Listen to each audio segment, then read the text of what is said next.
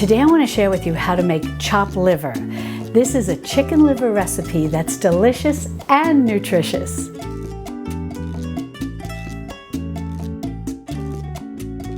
Hi sweet friends, I'm Mary and welcome to Mary's Nest, where I teach traditional cooking skills for making nutrient-dense foods like bone broth, ferment, sourdough, and more. So if you enjoy learning about those things, consider subscribing to my channel and don't forget to click on the little notification bell below. That'll let you know every time I upload a new video. Well, chopped liver or chopped chicken livers makes a wonderful appetizer. It's very similar to a pâté, and it makes a great addition to a charcuterie platter. And chopped chicken livers are very nutritious. They're rich in vitamin A, which is wonderful for our eyes and our skin. They're a real nutrient-dense food. Well, let's go over the ingredients, but don't worry, you don't have to write anything down. If you open the description under this video, you'll see the word recipe. If you click on that link, it'll take you over to my website, which is Mary's Nest, the same name as my YouTube channel, and you can read the recipe online or print it out. Now, the first ingredient that you're going to need are chicken livers, and I've got about a pound of chicken livers here. Next, you're going to need a couple of sliced onions. I've got 2 yellow onions here. You can even use up to 3 onions when you're using a pound of chicken livers. And we're going to be caramelizing these onions, and that's what really gives chopped chicken livers their distinct sort of sweet and savory flavor. Next, you're going to want 4 hard-boiled eggs. 3 of these eggs are going to be chopped up with the cooked livers, and then we're going to use 1 egg chopped up as garnish. Next, you're going to need a 1/4 cup of some fat. What I've got here is schmaltz. This is rendered chicken fat. Now, if you don't have schmaltz, that's okay. You can also substitute with duck fat or goose fat. Now, maybe at this point you're kind of laughing, going, Mary, if I don't have schmaltz, I certainly don't have duck fat or goose fat, and I understand completely. There are other fats you can use. Although schmaltz, rendered chicken fat, is the traditional fat to use when making chopped chicken livers, you could also substitute butter, you could substitute ghee, and although definitely not traditional and definitely not kosher, you could also use bacon grease. Now, chopped chicken livers are often a traditional Jewish recipe. Now, I'm not Jewish and I don't follow a kosher diet. However, in the printable recipe, I will link to a recipe that shows the actual traditional kosher recipe along with all the steps for making this in a traditional kosher way. Now, as to the schmaltz, I have a video where I show you how to make schmaltz, how to render chicken fat, and it's relatively easy to do. And if you've never rendered fat before, starting with schmaltz is a great place to start. And as I mentioned, not only is it easy to do, it has a wonderful aroma when you're rendering it. So unlike rendering some other fats, which can have a little stronger aroma in your kitchen, rendering chicken fat, making schmaltz, is actually a very delightful process. So I'll be sure to link to that video, and it does have a printable recipe in the iCards and in the description below. And if for any reason, as I mentioned in other videos, if I run out of iCards, I'll always put everything in the description underneath this video. And speaking of lovely aromas, when you render chicken fat, it smells very similar to when you fry chicken, which is a delightful aroma. And I have a video and a printable recipe where I show you how to make fried chicken, and I share with you 10 tips how to get it perfect every time. And I'll be sure to link to that. Next, you're going to need some salt and pepper. I'm not going to give you exact amounts on that. When it comes to the salt, it really is to taste, and I like to be generous because chopped chicken livers are best served cold. And when things are served cold, the taste of the salt doesn't come through as strongly as if the food is room temperature or hot.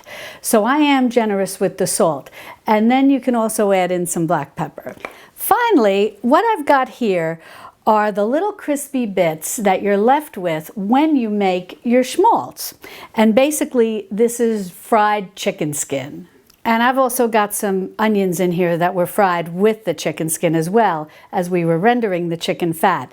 These are delightful, and a lot of recipes will call for mixing in about 1/3 to 1/2 cup of these crispy bits into your chopped chicken livers once they're cooked. I tend to not like to add them in because I like the smooth sort of pate nature of chopped chicken livers, but these are definitely something that you can sprinkle on top, or you can serve on the side on your charcuterie platter or your appetizer platter, whatever you're serving, and people can sprinkle it on top after they give a good schmear to a toast or a cracker or whatever you're serving to put your chopped chicken livers on. And I believe these crispy bits are called gribeignes or something like that. I'm not perfect with the pronunciation. If you make a lot of your own schmaltz, or maybe your mom or your grandmother did, put the correct pronunciation, maybe spell it out phonetically in the comments. I can't remember exactly how it's pronounced, but my uncle was married to a lovely Jewish woman, and it's where I learned how to make chopped chicken livers. And whenever we would visit with them, she would always have this on her little appetizer plate, and I just loved it. Well, the first thing that we're going to do is clean up our chicken livers. Now, as my husband would say, this is not for the faint of heart. What I can recommend if you're a little uncomfortable working with raw liver is to get a baking sheet, line it with maybe some parchment paper, and put your chicken livers out on that and put it in your freezer, maybe for about 15 minutes or so, to get the livers to firm up a little, and then proceed with cleaning them up. But I'm totally comfortable doing this, so I'm just going to use them in this state that they are. But what you want to do is we want to cut out any of the tendons or little discolorations, anything that isn't going to puree smoothly. Now, when we go to clean up these livers to remove the things that we don't want, the little tendons or connective tissue, the best thing that I find for this task is a nice pair of kitchen shears. But if you don't have these, don't worry. A little paring knife can do the job too.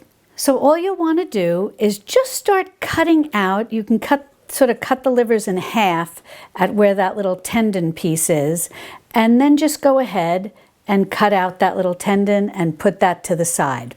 Now, don't worry about wasting that. You can cook that up. Our dog will love it. If you don't have a dog, I'm not sure what some other options might be, but that's usually what I do.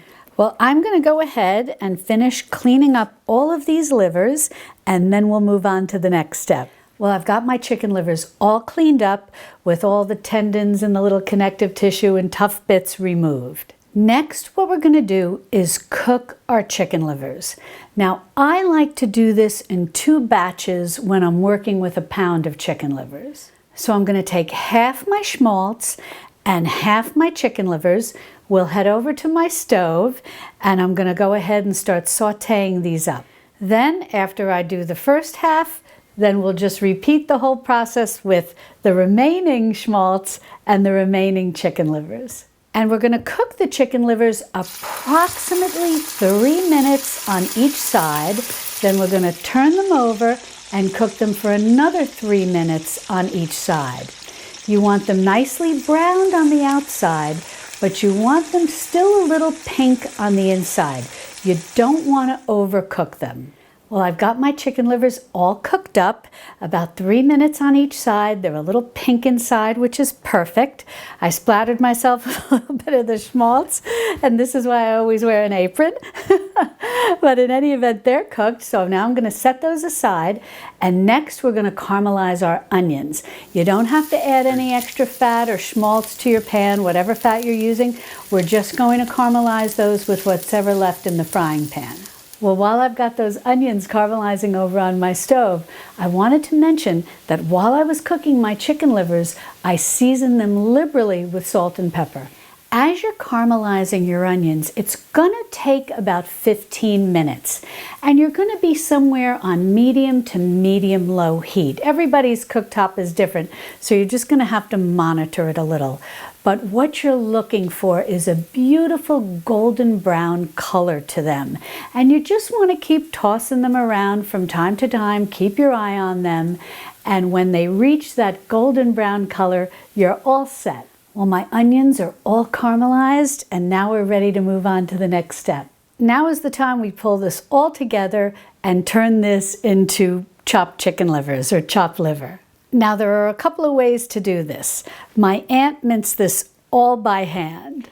And she turned it into sort of like a rough chopped pate. And I believe that's the true traditional way of doing this. But other options are you can use a meat grinder or you can even use a food processor. And so today I'm going to go with the most modern way and do this in a food processor. Now to do this in the food processor, all you need is your standard chopping blade. Now, what you can do first is chop up the chicken livers and the onions together and then add in the egg and just do like a couple of pulses. It really depends what you like. If you want to see the little bits of egg, which sometimes you often see in traditional chopped chicken livers, you can certainly do it that way. I really like to get this a little smoother. So I'm going to add everything in together. So I'm going to go ahead and get my onions in there. I'm going to get my livers in there. And then we'll go ahead and add in the eggs as well. Ready? Let's get our eggs in there. And then I'm going to do another liberal sprinkling of salt and a couple of good cracks of grinds of black pepper. Perfect. Now I'm going to start by maybe whirling this together for about 15 seconds and then I might stop it, scrape down the sides, another 15 seconds. This isn't really going to take more than 60 seconds. So here we go. Now after 15 seconds, I'll give you a close-up picture so you can see how this looks. It just looks like it's been very roughly hand-chopped in essence. But now I'm going to pulse this in 15-second increments, more or less, until I get it to the consistency I like. Now this literally took just about 45 seconds to get it to the consistency that I like. I like it to look just ever so slightly with a little bit of chunkiness where you can see a little bit of the egg. And as you're pulsing this, at those 15-second increments, you can always do a taste test to see if you like the amount of salt and pepper that you've added. Well, I've scooped this out and put it in a bowl, and now we'll top it with the chopped egg and we'll give it a taste. Now, some people also like to put a little bit of chopped parsley. You can certainly do that too. My aunt never did that, so I'm not going to do it, but I think some people like to have that little bit of freshness, so you can certainly do that. Well, I've got this topped with the chopped egg and it just looks lovely. And it's always a nice thing to do because at least here in Texas, my husband always feels that the chopped chicken livers also resemble refried beans. But once the chopped egg is on top, everybody knows it's chopped chicken livers. Now you can also top it with the little chicken skin crispy bits, the gribeignes. I'm not sure how to pronounce it correctly, but that's wonderful too and very tasty. You can also mix that into the chopped chicken livers.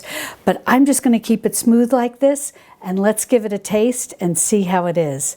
Oh, this is just one of my favorites. Now I'm just putting it on a simple saltine cracker, but I also have videos where I show you how to make homemade crackers, and I'll be sure to link to that. Let's give this a try.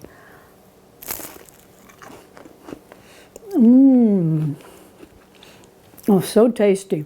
Well, that's really delicious, and it's such a nutrient-dense food. Now, if you'd like to learn how to make more nutrient-dense foods, be sure to click on this video over here, where I have a playlist where I show you how to roast bone marrow, how to make bone broth, culture dairy, make ferments, and more. And I'll see you over there in my Texas Hill Country Kitchen. Love and God bless.